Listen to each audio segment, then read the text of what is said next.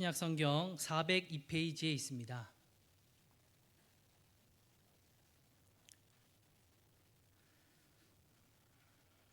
요한계시록 3장 14절에서 22절까지의 말씀을 한 절 한 절 교독하며 읽도록 하겠습니다. 라오디게아 교회의 사자에게 편지하라. 아멘이시오. 충성되고 참된 증인이시오. 하나님의 창조의 근본이신 이가 이르시되 내가 내 행위를 아노니 내가 차지도 아니하고 뜨겁지도 아니하도다. 내가 차든지 뜨겁든지 하기를 원하노라. 내가 이같이 미지근하여 뜨겁지도 아니하고 차지도 아니하니 내 입에서 너를 토하여 버리리라. 내가 말하기를 나는 부자라 부유하여 부족한 것이 없다 하나 내 곤고한 것과 가련한 것과 가난한 것과 눈먼 것과 벌거벗은 것을 알지 못하는도다. 내가 너를 권하노니 내게서 불로 연단한 금을 사서 부유하게 하고 흰 옷을 사서 입어 벌거벗은 수치를 보이지 않게 하고 안약을 사서 눈에 발라보게 하라. 물은 내가 사랑하는 자를 책망하여 징계하노니 그러므로 내가 열심을 내라. 회개하라. 볼지어다 내가 문 밖에 서서 두드리노니 누구든지 내 음성을 듣고 문을 열면 내가 그에게로 들어가 그와 더불어 먹고 그는 나와 더불어 먹으리라. 이기는 그에게는 내가 내 보좌에 함께 앉게하여 주기를 내가 이기고 아버지 보좌에 함께 앉은 것과 같이 하리라. 다 같이 읽겠습니다. 귀 있는 자는 성령이 교회들에게 하시는 말씀을 들을지어다. 아멘. 어떻게 보면 이제 고대하던 요한계시록이 왔습니다.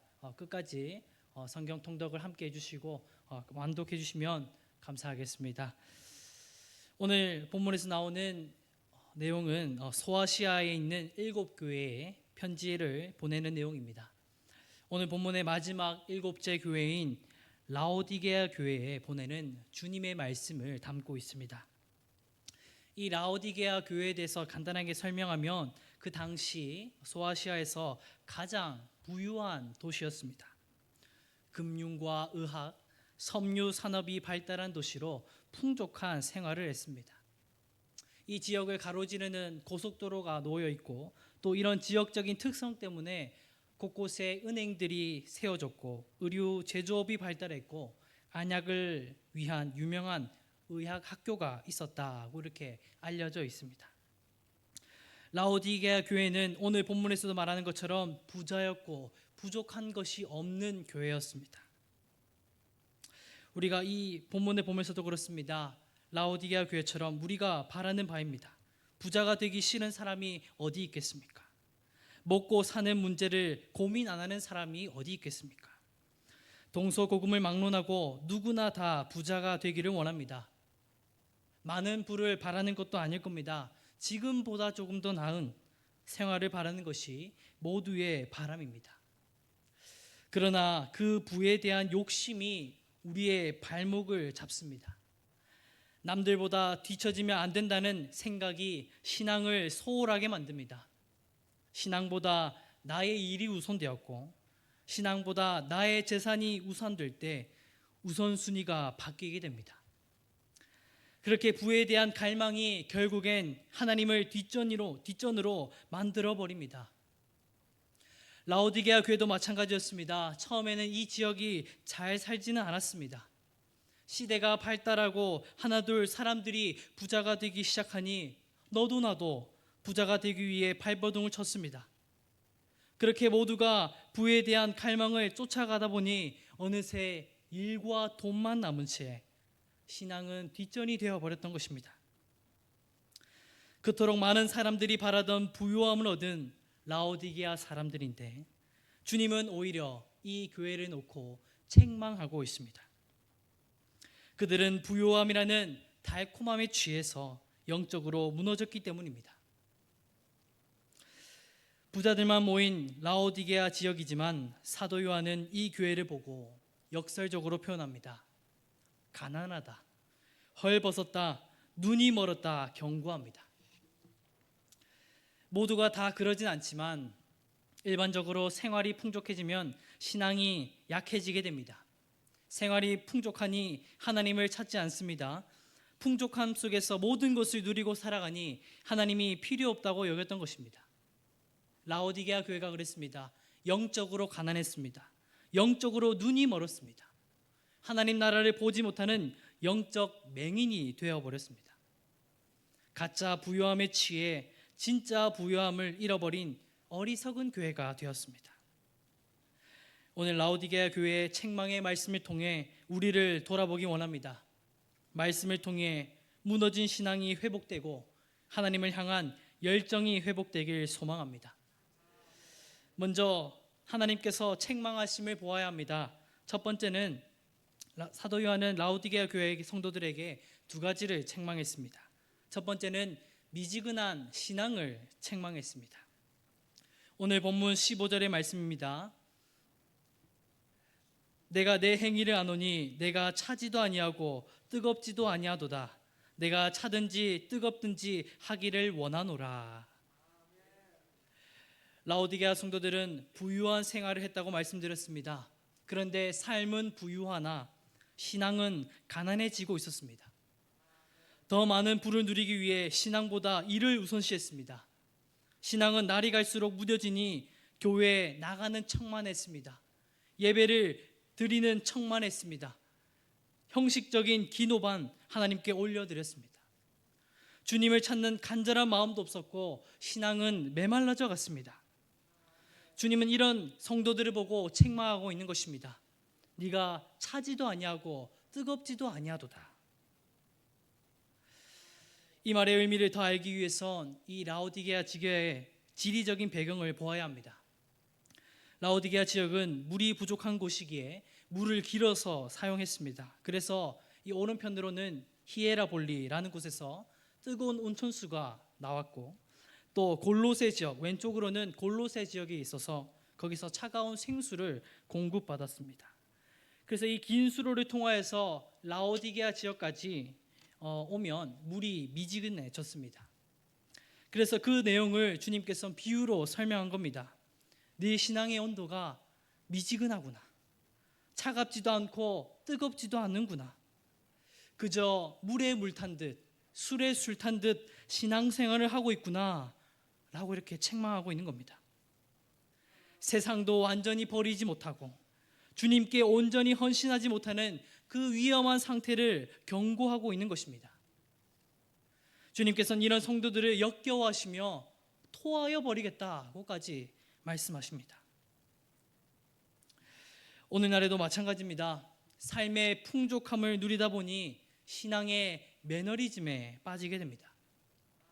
신앙의 연수가 늘어날수록 신앙의 뜨거움은 사라지고 미지근해지기 시작합니다. 예배와 말씀에 감격이 사라지고 있지는 않습니까? 형식적인 기도로 하나님께 나아가고 있지는 않습니까? 죄에 대해선 무감각해지고 있지는 않습니까? 성령님의 음성을 무시하고 있지는 않습니까? 뜨거운 물도 불에서 멀어지면 식습니다. 주전자에 뜨거운 물을 끓여 놓으면 처음에는 김이 나지만 시간을 두면 식습니다. 물을 끓인다는 행위가 중요한 것이 아니라 불과 얼마나 가까이 있느냐가 중요합니다. 신앙도 마찬가지입니다.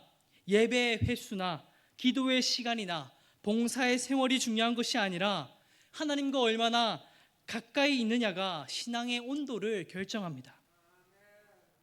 처음 믿을 때는 말씀에 감격이 있었고 눈물의 기도가 있었을지라도 지금 그 감격을 잊어버렸다면 첫사랑을 회복해야 할 때입니다. 우리의 삶을 돌아보아야 합니다. 하나님은 우리에게 책망의 말씀을 하고 계시는 것입니다. 네가 차지도 아니하고 뜨겁지도 아니하도다. 두 번째 책망의 말씀은 영적인 교만함을 책망합니다. 오늘 본문의 말씀 17절 말씀이 다 같이 한번 읽어보도록 하겠습니다.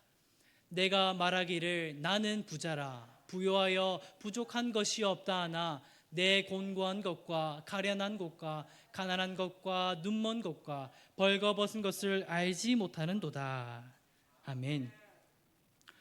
사도 요한은 단순히 돈이 많은 것을 책망한 것이 아닙니다. 부유함으로 인한 영적인 교만함을 책망했습니다. 라오디게아는 상업과 금융의 중심지라고 했습니다. 특히 최고급 의료와 특제 안약을 판매하여 부유해졌다고 알려져 있습니다. 생활이 부유해지니 라오디게아 성도들은 하나님을 찾지 않게 됩니다. 우리는 과거에 이스라엘 백성들을 통해서 이 모습을 잘 알고 있습니다. 이스라엘 백성들이 삶이 풍족해지자 하나님을 찾지 않았습니다. 대표적으로 호세아서에서 이렇게 전합니다. 호세아 13장 6절 말씀입니다. 제가 말씀 읽어드리겠습니다. 그들이 먹여준 대로 배가 불렀고 배가 부르니 그들의 마음이 교만하여 이로 말미암아 나를 잊었느니라. 오늘 본문에서도 이렇게 전합니다. 나는 부자라 부유하여 부족한 것이 없다 하나. 영적으로 교만하여 자신이 부족한 것이 없다고 생각합니다. 생활이 풍족해지니 모든 것이 하나님의 은혜임을 잊게 됩니다. 생활이 풍족해지니 하나님의 은혜를 구하지 않게 되는 것입니다. 나의 힘으로 돈을 벌었다고 생각하고 나의 힘으로 살아가고 있다고 착각하고 있는 것입니다. 그런 백성들을 향해 사도 요한은 경고합니다. 오늘 본문의 말씀에서 내 곤고한 것과 가련한 것과 가난한 것과 눈먼 것과 벌거벗은 것을 알지 못하는도다. 좋은 옷을 입고 있으나 영적으로 벌거벗은 줄 몰랐고 좋은 음식을 먹고 있으나 영적으로 배고픔을 느끼지 못하고 있었던 겁니다. 삶이 풍족해지면 영적으로 눈이 어두워짐을 주의해야 합니다. 잠언서에서도 지혜로운 자는 이렇게 고백함을 잊지 말아야 합니다. 잠언서 30장 9절 말씀입니다. 다 같이 한번 읽어보도록 하겠습니다. 혹 내가 배불러서 하나님을 모른다 여호와가 누구냐 할까오며 혹 내가 가난하여 도둑질하고 내 하나님의 이름을 욕되게 할까 두려워함이니이다. 아멘. 생활의 부유함은 영적으로 교만해질 수 있습니다. 우리 자신을 내려놓고 하나님께 회개해야 합니다. 주님께서는 이 라오디게아 교회의 미지근한 신앙과 영적인 교만함을 책망하셨지만 이 모든 책망은 미워하신 것이 아니라 사랑하기 때문에 한 것이었습니다. 이제 하나님은 이런 문제들 속에서 처방전을 가르쳐 주십니다. 첫 번째 처방전입니다. 다 같이 한번 읽어보도록 하겠습니다. 마음의 문을 열어 예수님을 모셔야 합니다. 아멘. 신앙의 매너리즘을 해결하는 방법은 아주 간단한 방법입니다. 마음의 문을 여는 것이라고 말합니다. 오늘 본문 말씀 20절 말씀에 이렇게 증거합니다. 볼지어다 내가 문 밖에 서서 두드리노니 누구든지 내 음성을 듣고 문을 열면 내가 그에게로 들어가 그와 더불어 먹고 그는 나와 더불어 먹으리라. 아멘. 예수님은 늘상 우리 곁에 계십니다. 하지만 예수님을 마음속으로 모시진 않습니다. 문 밖에 세워두고 마음의 자물쇠를 채워둡니다. 돈이라는 자물쇠로 문을 막습니다. 가정을 돌본다는 이유로 자물쇠를 채웁니다. 사업이 바쁘다는 핑계로 자물쇠를 채웁니다. 직장이 바쁘다는 핑계로 자물쇠를 채워둡니다. 하나님, 이 일만 해결되면 예배에 나가겠습니다. 저의 기도를 들어주십시오. 하나님, 이번 한 번만 사업의 문제가 해결된다면 교회에서 열심히 봉사하겠습니다. 저의 기도를 들어주십시오. 이렇게 하나님께 조건을 걸며 마음의 문을 닫아버립니다. 형식적인 기도만 드리고 있는 것입니다. 예수님은 모든 문제가 해결되고 나서 문을 열기 원하는 것이 아닙니다. 지금 당장 마음의 문을 열길 원하십니다. 하나님이 원하시는 건 이 모든 문제를 하나님과 나누고 싶어 한다는 것입니다. 말씀의 교제를 통해 말씀으로 문제를 해결하고 말씀으로 이 시련을 이겨나가길 원하신다는 겁니다. 오늘 본문 20절 말씀을 다시 한 번 더 읽어보도록 하겠습니다. 누구든지 내 음성을 듣고 문을 열면 내가 그에게로 들어가 그와 더불어 먹고 그는 나와 더불어 먹으리라. 아멘. 말씀을 먹는다라고도 표현합니다. 예수님과 더불어 먹는다는 말씀은 말씀의 교제를 원한다는 말씀입니다. 살아가다 보면 그렇습니다. 전에는 안 보이던 말씀들이 갑자기 내 마음속에서 새롭게 다가올 때가 있습니다. 이 문제를 놓고 기도하고 있는 가운데에 그 말씀들이 이런 뜻이었구나 새롭게 다가올 때가 있습니다. 말씀이 우리에게 해결책을 제시해 주고 있는 것입니다. 이것이 예수님과 더불어 말씀으로 교제하고 있다라는 것입니다. 하나님은 이런 말씀의 교제를 누리길 원하신다라는 겁니다. 말씀 앞에 우리의 고민을 내려놓고 말씀 앞에 우리의 문제를 내려놓고 말씀으로 해결해 나가길 원하신다라는 겁니다. 우리의 마음의 문을 열어야 합니다. 예수님께 모든 것을 토해내야 합니다. 모든 문제 해결은 예수님과 말씀의 교제를 통해 해결해 주십니다. 예수님은 지금도 우리 마음 밖에서 문을 두드리고 계십니다. 세상 모든 것 제쳐놓고서라도 예수님을 먼저 마음에 모시길 소망합니다. 이것이 신앙의 열정을 회복하는 첫걸음이 될 것입니다. 닫혀진 마음의 문을 열어 예수님과 말씀의 교제를 누리시길 주님의 이름으로 축복합니다. 아멘. 두 번째는 참된 부요는 예수님께 있음을 깨달아야 합니다. 다 같이 한번 따라 읽어보겠습니다. 참된 부요는 예수님께 있음을 깨달아야 합니다. 오늘 본문 18절 말씀입니다. 내가 너를 권하노니 내게서 불로 연단한 금을 사서 부요하게 하고 흰 옷을 사서 입어 벌거벗은 수치를 보이지 않게 하고 안약을 사서 눈에 발라보게 하라. 사도 요한이 가르쳐주는 예수님의 처방전 특이해 보입니다. 문맥상으로도 읽어봐도 어떤 말인지 이해가 잘 안 가는 본문의 말씀입니다. 불로 연단한 금을 사서 부유하게 하고 흰 옷을 사서 벌거벗은 수치를 가리우고 안약을 발라보라고 말씀하십니다. 불로 연단한 금을 부유하게 하라는 말씀은 교만한 마음의 불순물을 제거하고 순금으로 만들어서 영적인 부자가 되라는 말씀입니다. 흰 옷을 사서 입으라는 말씀은 거룩한 옷을 입고 세상과 구별된 삶을 살아라는 말씀입니다. 안약을 사서 바르라는 말씀은 영적으로 깨끗한 눈으로 세상을 바라보아라는 말씀입니다. 이 말씀을 정리하면 세상의 부를 쫓지 말고 참된 부유함을 쫓으라는 말씀입니다. 그 참된 부유 어떤 것이겠습니까? 예수님과 함께하며 예수님으로 거듭 나누며 예수님과 함께하는 삶, 그 삶이 참된 부유함을 누릴 수 있다는 말씀입니다. 고린도후서 8장 9절의 말씀을 다 같이 한번 읽어보도록 하겠습니다. 우리 주 예수 그리스도의 은혜를 너희가 알거니와 부유하신 이로서 너희를 위하여 가난하게 되심은 그의 가난함으로 말미암아 너희를 부유하게 하려 하심이라. 아멘. 예수님은 하늘 보좌를 버리시고 이 땅에 가난한 모습으로 오셨습니다. 세상은 천대하는 마구간에서 잉태하신 분이 예수님이셨습니다. 세상은 천대하는 마구간이지만 예수님의 가난함이 우리를 부유하게 만들었습니다. 십자가를 지시고 가장 낮은 곳으로 가시어 우리를 하나님의 자녀로 부유한 자로 만들어 주셨습니다. 예수님의 낮아지심으로 우리를 높여주신 것입니다. 우리의 모든 죄를 사해 주시고 영생이라는 가장 큰 복, 영생이라는 가장 큰 부를 허락해 주셨습니다. 하나님 나라라는 이 하늘 상급이 우리에게 가장 큰 부가 아니겠습니까?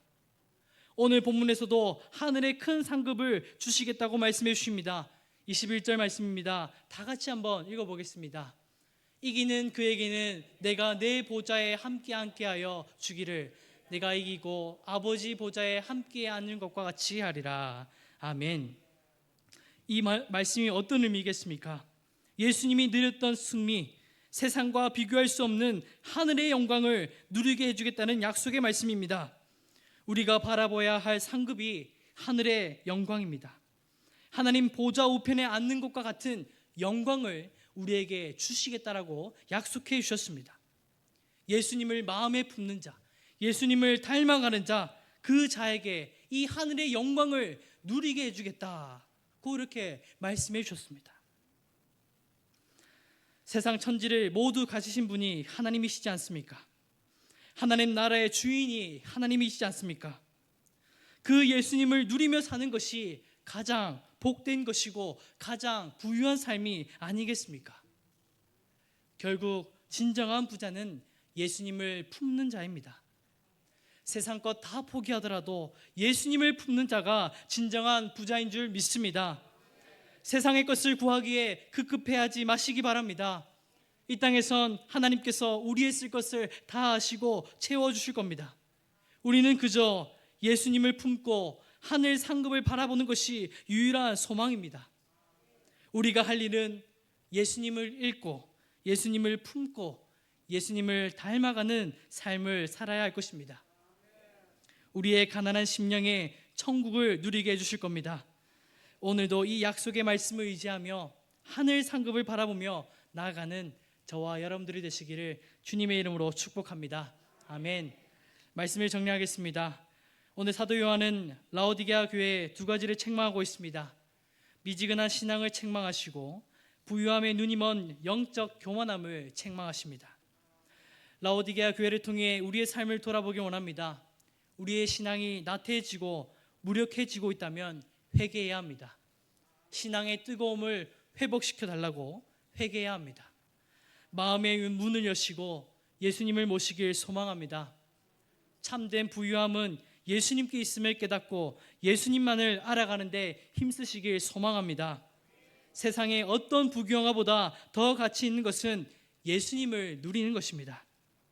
예수님을 읽고 예수님을 품고 예수님을 닮아가는 저와 여러분들이 되시기를 주님의 이름으로 축복합니다. 아멘. 우리 다 함께 찬양 197장 찬양 드리겠습니다.